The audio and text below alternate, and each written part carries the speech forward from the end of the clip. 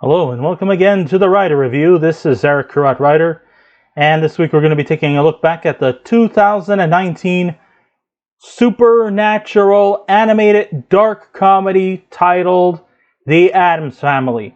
This is the first time that The Addams Family has ever came into 3D animation. This is not the first time that they've ever became animated. They've been animated before, back in the early 1970s by creators Hanna-Barbera. And then after the success of the first Addams Family live-action movie with, Angelica Houston, Raul Julia, and Christopher Lloyd, and Christina Ricci, they eventually also released a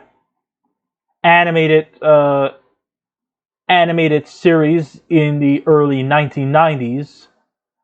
Once again, also under the creative minds of Hanna-Barbera. Alright, the runtime of this movie is 1 hour and 27 minutes long. It is directed by Conrad, Vernon, and Greg Tiernan. It is produced by Conrad, Vernon, Gail Berman, Alex Schwartz, and Alison O'Brien. The script was done by Matt Lieberman. The story was done by Conrad Vernon, Matt Lieberman, and Erica Rivinoa. It was composed by Michael Dana and Jeff Dana, and it was edited by David Ian Salter, yeah. And the stars of the movie are Oscar Isaac, Charlize Theron, Chloe Grace Moretz, Finn Wolfhard, Nick Kroll, Conrad Vernon, Bette Midler, Alison Janney, Snoop Dogg, Martin Short, Catherine O'Hara, Titus Burgess, Jenifer Lewis, Elsie Fisher, Aimee Garcia, Scott Underwood, Mikey Madison, Chelsea Frei, Palm Klementieff, Deven Green, Maggie Wheeler, and Harland Williams. It's good to see our creepy and kooky, mysterious and spooky clan back again. Only this time it's in 3D animation. So, let's snap a couple of fingers for that.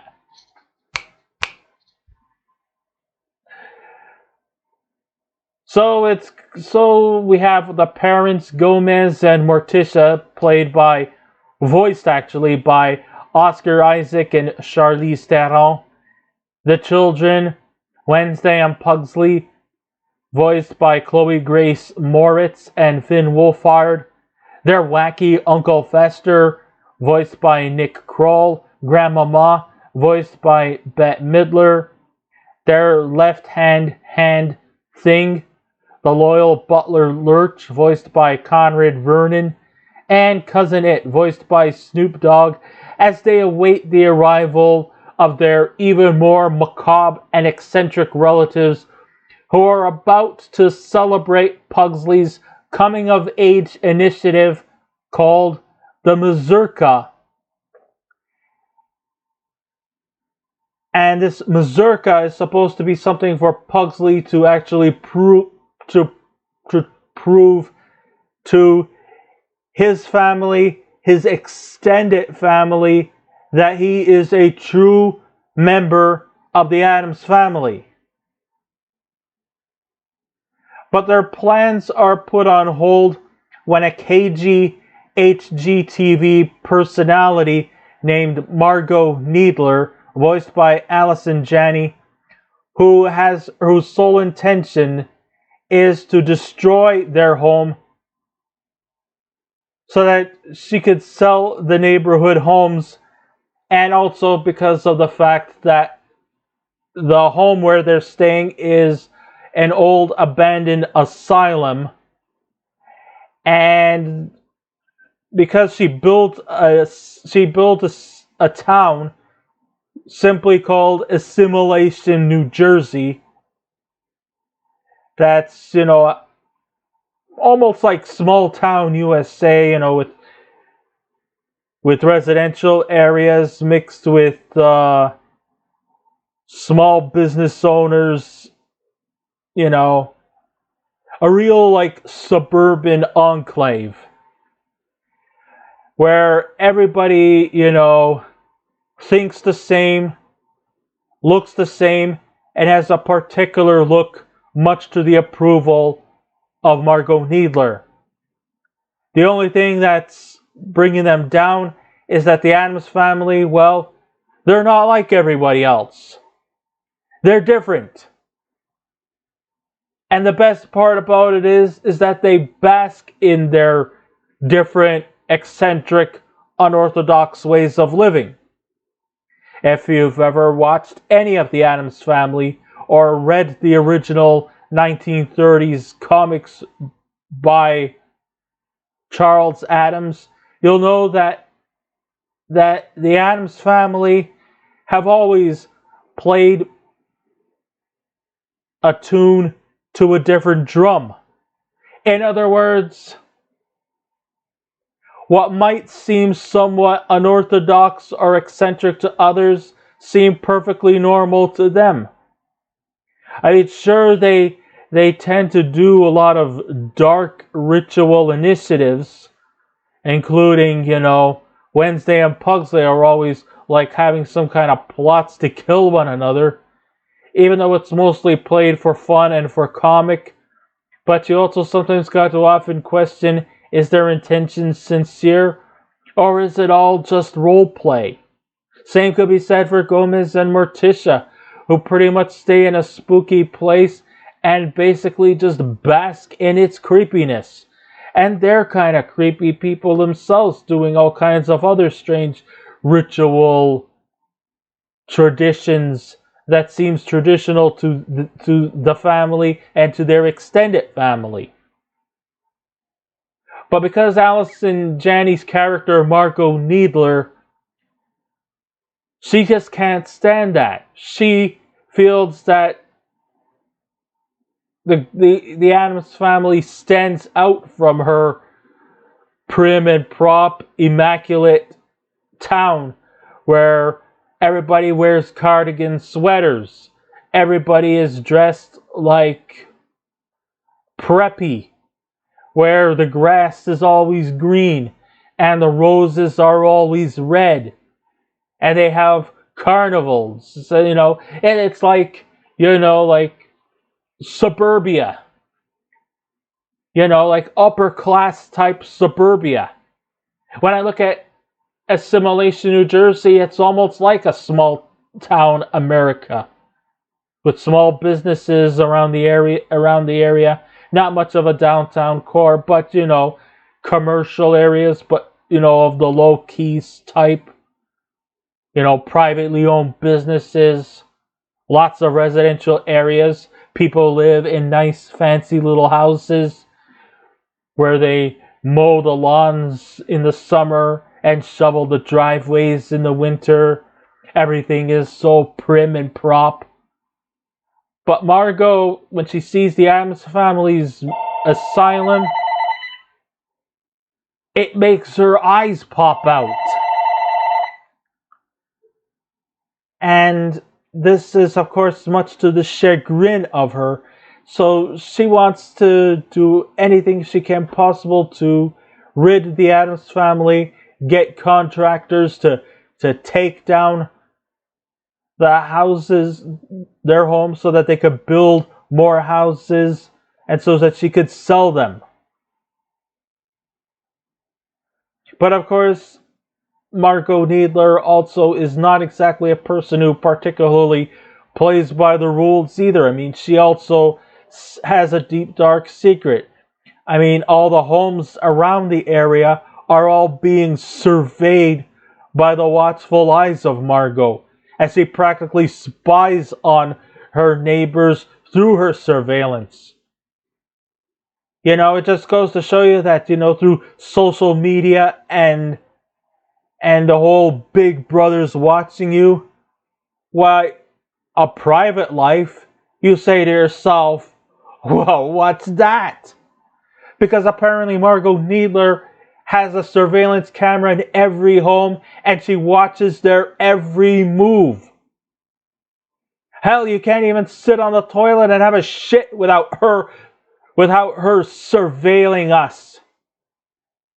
You can't even do anything like, you can't even take a bath without her watching you over you or things like that. And of course she's practically intruding on everyone's private lives.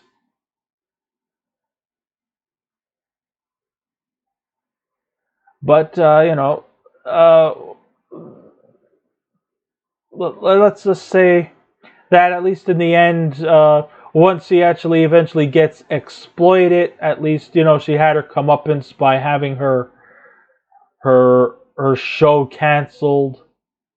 But there is a lot of weaknesses in this movie that I will be more than happy to further explain. There is no denying that the Addams Family clan is not the typical family that we are all accustomed to. They are a horror-type characters who engage in diabolical games that rest between surrealism and the sadistic, and not just to other people, but at oftentimes to each other. How many times has Wednesday and Pugsley have often tried to almost kill one another? Or how many times has Gomez tried to pin Fester to a wall and throw knives at him, only to create kind of a bit of a silhouette image? Or Morticia just, being this freaky, pale-faced, almost vampirist type character. Uncle Fester and his ability to magically turn on light bulbs with the use of his mouth because he's one fully charged manifestation. And don't get me started on the butler Lurch, who's like a Frankenstein monster type. Grandmama, who's kind of like a witch. And Cousin It is like this big giant furball with a bowler's hat and sunglasses. Although in this movie he actually does have arms and a gloved hand, like an animation thing. Also, like I said, there's a lot of subplots in there too. Gomez is trying to prop up Pugsley so that he could make a lasting impression on his extended family with the mazurka, which to me almost seems to make me think, were the Addams Family intentionally Jewish? Because when I think of the mazurka, it almost reminds me a lot like the Judaish custom called the bar mitzvah. In fact, the mazurka and the bar mitzvah almost sound a bit alike. Anyways, it's like a coming up. In Judaism, the bar mitzvah is like an initiative, like a coming of age for every adolescent boy on their 13th birthday. They have they still have the party type of things going with them, with the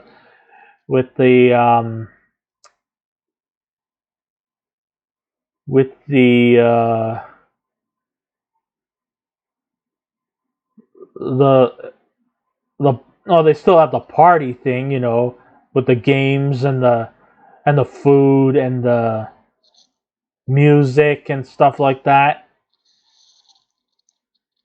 But in Judaism, when a boy turns 13 years old, it's their next pivotal step to becoming a man. Well, Pugsley, they don't care about him becoming a man. They care about him if he actually has a rightful place as a member of the Addams family. But things are just not going very well for him. So, of course, with the help of Uncle Fester, they try to help,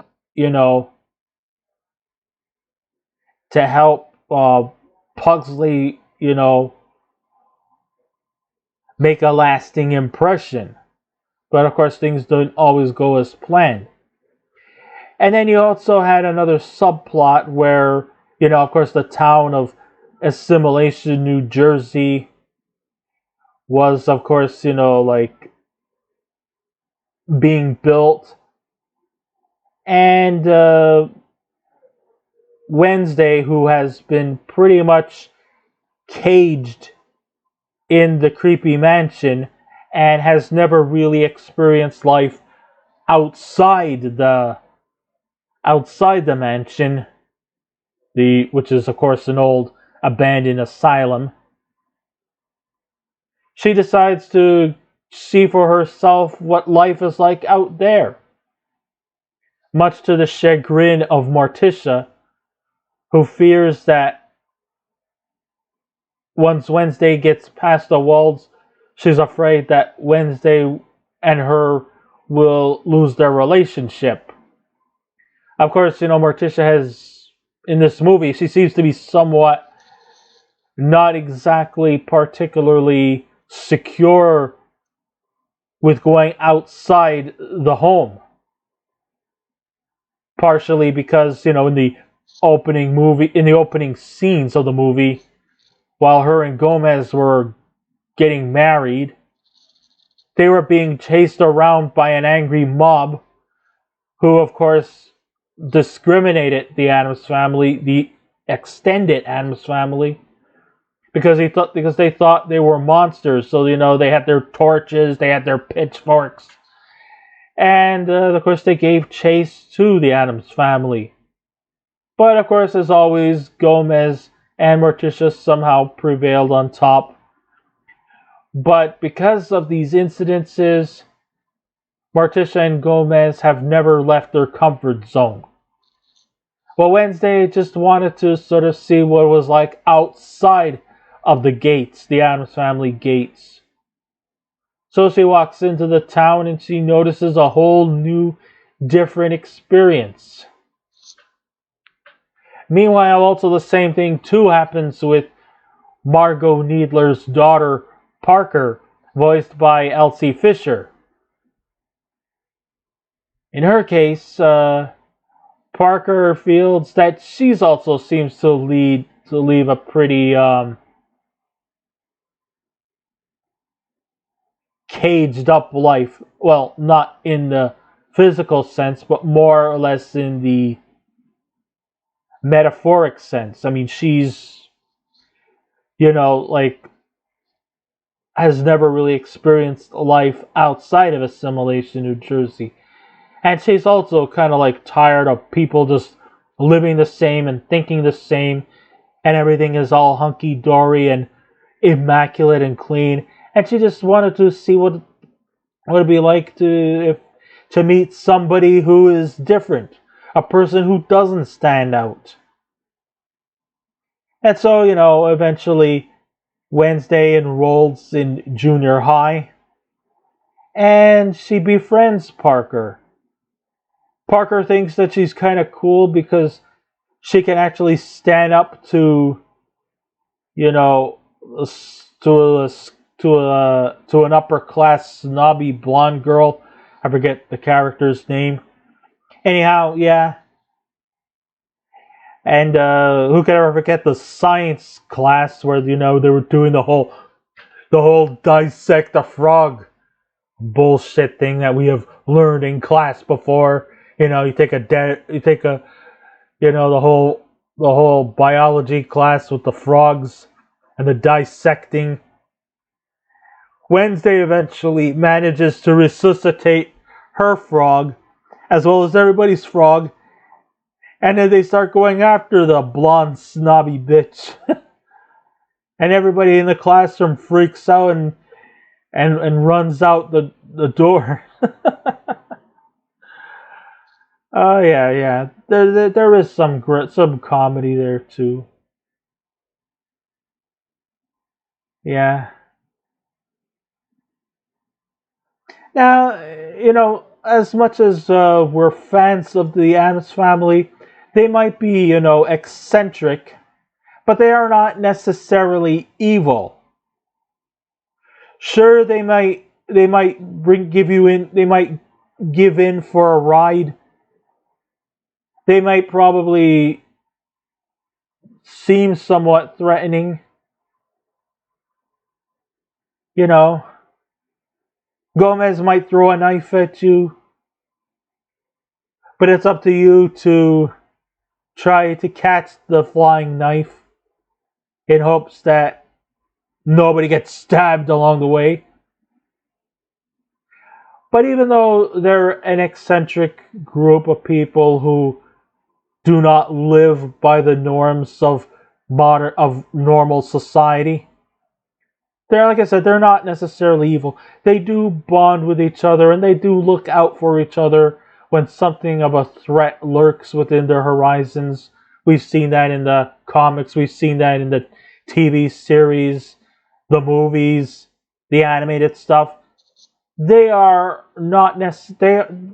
Sure, they might probably give you the impression that, what, they're somewhat haunted type of creepiness. It goes to show you that sometimes being creepy does not necessarily mean evil. They're just some people. They're just, they just play a beat to a different drum. A long time ago, I used to watch the Addams Family on the TV Land station. I know the old show from the 60s was in black and white. This family was actually more colorful in their characterizations. Why is that? It's because the series gave them more freedom just to be themselves and to let them do the statistic stuff to others and to themselves. This one and a possible rival to the Addams Family. I don't know if they're from the same dimension, but I wouldn't be surprised if they were. I'm talking the Munsters. They too were also, statistic and somewhat have creepy vibes within them. But they also were given the liberations and the freedom just to be themselves and to not let others tell them off. So their unpredictable, daring nature made them icons in the golden age of television, and it's still cherished by their fan base to this day. From the TV series to the movies that came out in the 90s, the animated stuff, and now it's made its way to 3Ds, and I guess we're just looking at a whole new legion of fans who can appreciate this wacky bunch. And now that the Addams Family has converted to 3D animation and under the direction of Conrad, Vernon, and Greg Tiernan, they have decided to open up to a modern day audience of who this weird and wacky clan are and to get a glance into their world of imagination and torture. What they did succeed was creating a fresh new look at the Addams Family by implementing new jokes, new gags, and plenty of horror and goth to the narrative, and making it not too saccharine, while at the same time not too dark so that both kids and adults could enjoy this movie. Maybe some people may have been turned off by this movie being much more lighter than all of the other Addams Family incarnates, from the comic books to the TV series to the movies that came out in the 90s to the new series that came out in the early 2000s. Everything just seems to have gone a much more lighter, maybe somewhat watered down. because I think they were still trying to make an appeal towards kids. But adults would have loved it better if they would have said, you know what, never mind the kids. We want the Addams Family the way it was meant to be made. Dark, dreary, cynical, witty,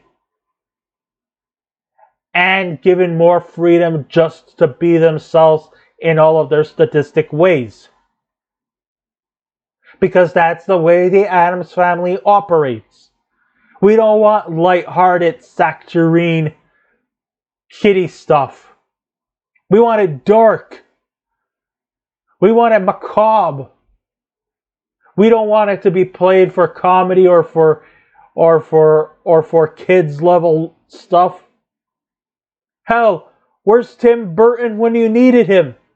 I mean, if Tim Burton would have made this Addams Family animated, it could have been more like a rival to another animated film that Tim Burton directed, you know, like The Nightmare Before Christmas and Corpse Bride.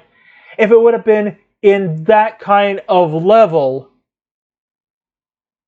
something that Tim Burton could have done, maybe the fans probably would have accepted this 3D version of the Addams Family and made it more darker instead of more kiddie light stuff.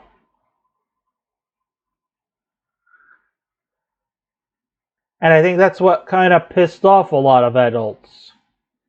And though I was a big fan of the original Addams Family and the live-action movies in the early 90s, it was clear that the narrative and the jokes may have been just too dark for kids to watch. And, you know, even though, like I said, I know that the 90s Addams Family was dark. I mean, a lot of people go through a lot of physical torture. It's very, very graphic in its violence, a lot of blood. And a lot of people also meet their fates in rather macabre fashion. I mean, who could ever forget in the 90s Addams Family, you know, where Pugsley and Wednesday were doing, I think, Macbeth, and they eventually chopped off each other's arms and then blood was like oozing all over the place. And everybody was just all frozen in their seats except for the Addams. You know, that's graphic. And also the way how the villains met their fates in the end. Like what happened with Tully Alford and Abigail Craven. Or in the sequel, look what happened to Camp Chippewa. After what Wednesday, Pugsley, Joel Glicker, and the rest of the other outsiders, I mean, they practically pillaged the whole camp. And then we end up seeing Gary and Becky Martin Granger skewered. And then also Debbie Jelinsky met her fate after she got electrocuted when baby Pubert was attaching electrical wires, causing her to get shocked till she was nothing but dust and credit cards. Yeah. That is your Addams Family. None of this light-hearted kiddie bullshit. Just so that they can play it safe so that the little kiddies don't get scared when they go to bed at night. Well, the thing is that the Addams Family was never really meant for kids. I mean, I think it was trying to compete with Hotel Transylvania, when I think they should have competed with Tim Burton type horror animated stuff like Corpse Bride or A Nightmare Before Christmas.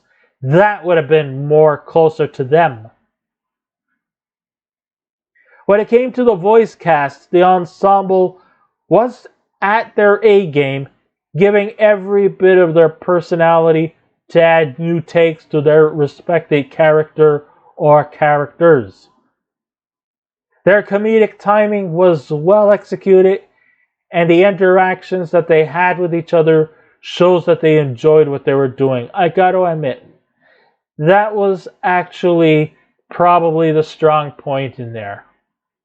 The macabre nature of this insanely wacky family never shies away from the sadness they attempt to go onto each other. For example, Pugsley's fixation with hurling explosives at his father, or Wednesday's craft at shooting crossbows to Fester, which has very little to no effect, and even Morticia enjoying a casual dinner at her outdoor cemetery. These traits alone are just solid and entertaining. This is kind of like what was probably the main thing that kept this movie from being not complete trash.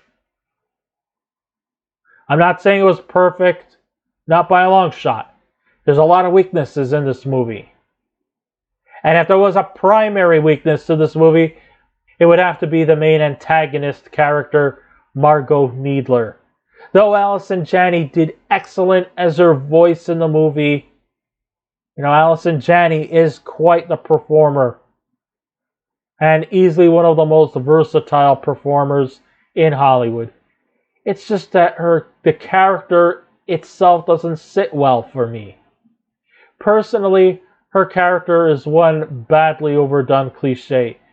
Was she supposed to be kind of almost like a Martha Stewart type? Obviously she's a contractor and she wants to build towns and she wants to destroy the Addams home and destroy them.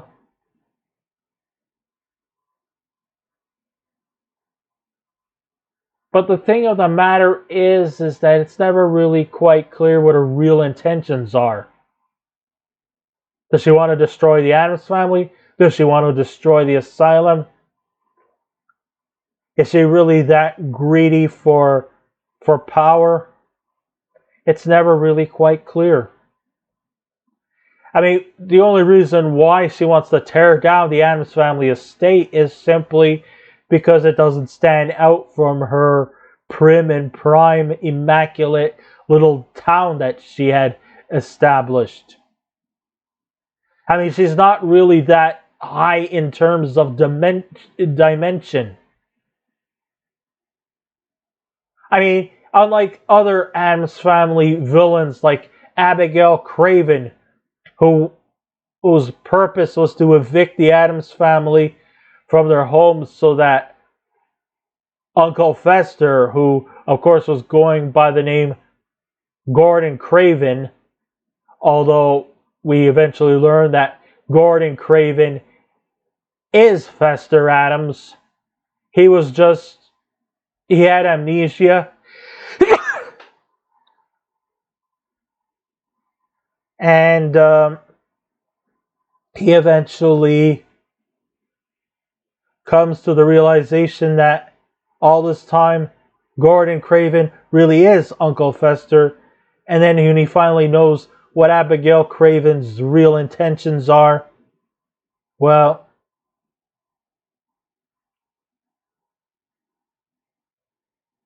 they let her have it. The other well-known Addams Family villain was Debbie Jelinski, whose purpose was to kill the Addams family so that she could take their fortunes. At least those villains, we don't necessarily have to like them, but at least they're more fleshed out and we actually can understand where they're coming from. Margot, we don't know where she's coming from, except that she's just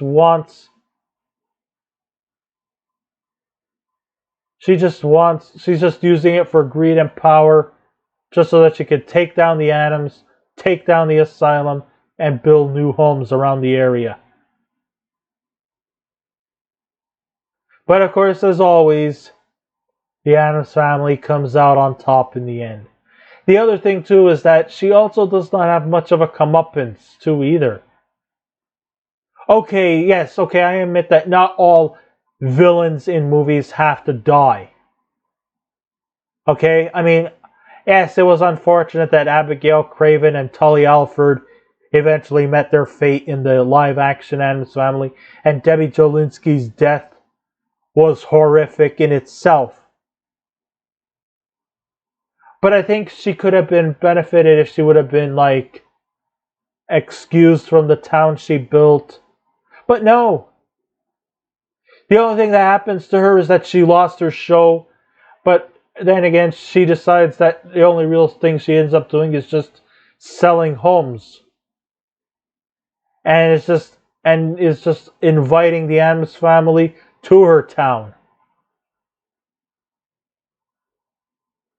And that she also accepts her daughter for her new makeover.